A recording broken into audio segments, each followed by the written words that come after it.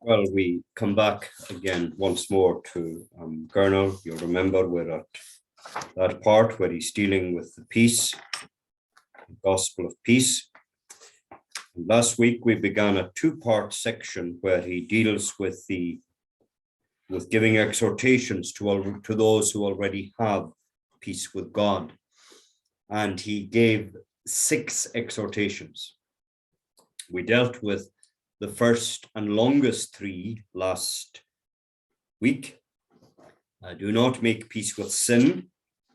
Secondly, be reconciled to others, be at peace with others. And thirdly, trust God for your needs. There are 3 further exhortations and they're shorter.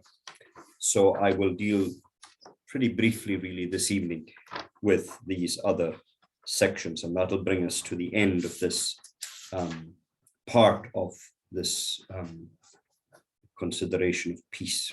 There's more to say about it, but it's from a different angle. Well, what's the 4th exhortation? Well, simply this: endure afflictions patiently, and that's come up already tonight in prayer.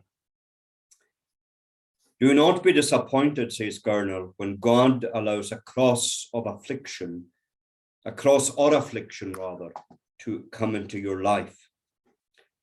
If he has brought you his mercy first, you can trust his kindness when he brings you his rod.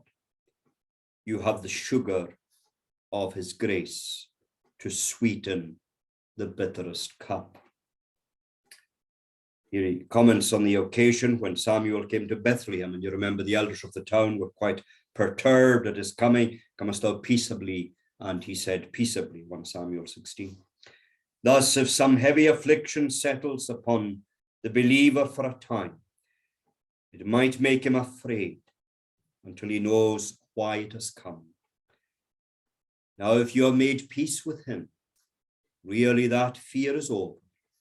You can be sure the affliction has come only on an errand of God's mercy.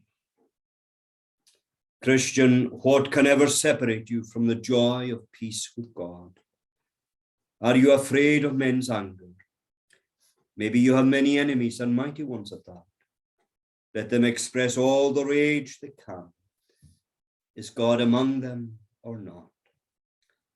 Does he borrow their vengeance to pour it out on you? If not, you are worrying for nothing. And you wrong God by not sanctifying his name in your heart, the one whose mercy is able to protect you from their fury. If God be for us, who can be against us? Romans 8:31.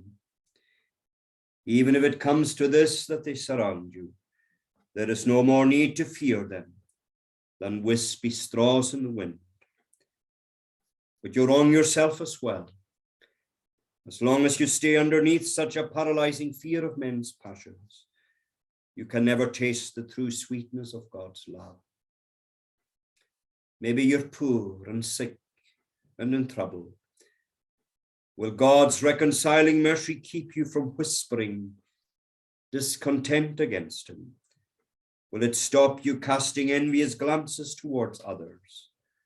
Remember, you have a treasure which the world can't claim, even at the height of their glory.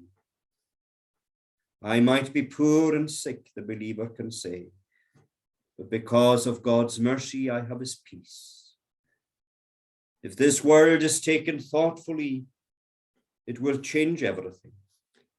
The happiness of the prosperous sinner into mourning, and your sorrow, Christian, into joy. Endure afflictions patiently. Fifthly, let hope feast on heaven's glory. Look ahead, in other words. If you are at peace with God, then comfort yourself in this way.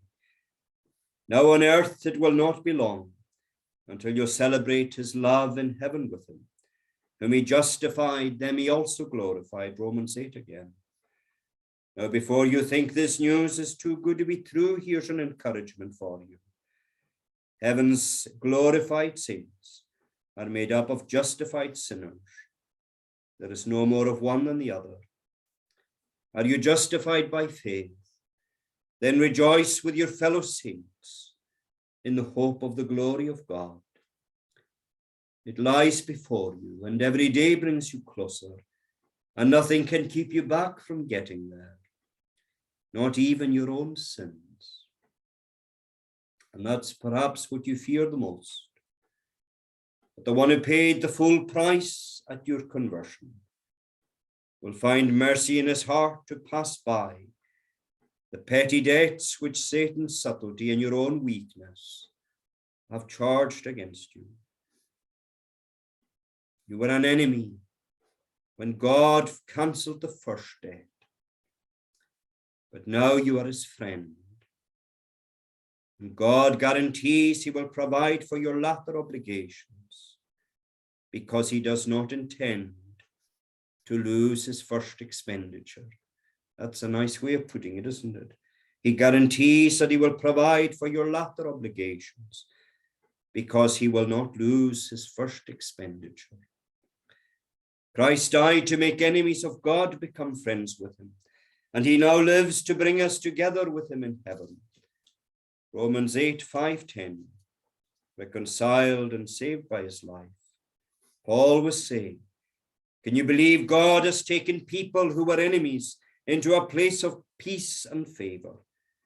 Surely then it's easier for your faith to proceed logically from reconciliation to salvation than initially from hostility and enmity to pardon and peace. He's saying the jump is not as great as the one that by grace you have already taken. If Christ could obtain reconciliation by his death, when he was at his weakest and when he was at the lowest point of humiliation, how much more can he save those whom he has reconciled from his powerful throne in heaven?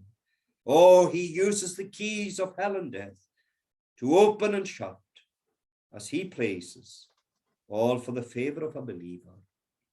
One last exhortation, witness to others. The Father's house is still not full. We saw that in our reading in Luke 14, yet there is room. But all these poor people are blind.